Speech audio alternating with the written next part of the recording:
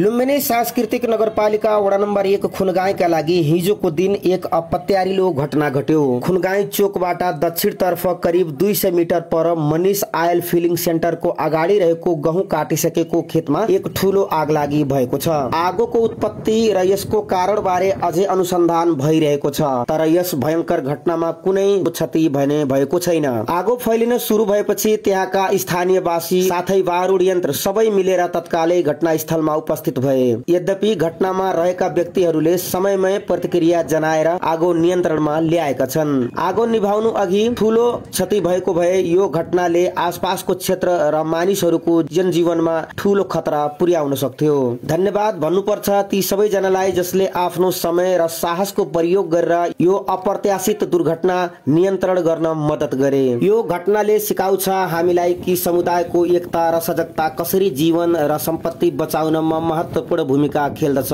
हामी सबैलाई यसको सही समयमै जानकारी र मेहनतको कदर गर्नुपर्दछ। यस घटनाले सबैले सतर्क रहन र जोखिमपूर्ण क्षेत्रहरूको बारे सचेत रहनका लागि महत्वपूर्ण याद गराउँदछ। यसरी खुनगाईका स्थानीयहरू भयंकर दुर्घटनाबाट जोगिए, प्रयासले ठूलो दुर्घटनाबाट बच्न सफल भए। विशेष धन्यवाद दिनुपर्छ लुम्बिनी सांस्कृतिक नगरपालिकाको बारुड यन्त्रका टिमहरूलाई जसले यो आगो निभाउनका लागि ठूलो अथक प्रयास गरे र उहाँहरूको प्रयासले खुनगाई आज जोखिमबाट मुक्त भएको छ।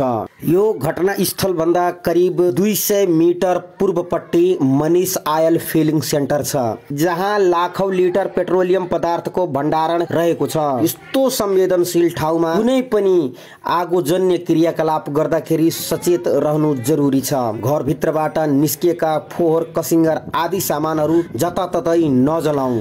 आफ्नो ससाना बाबु नानीहरूको पहुँचबाट लाइटर, सलाई जस्ता चीजहरू टाढा राखौं। आफू पनि सचेत बनाऊ र अरूलाई पनि सचेत बनाऊ।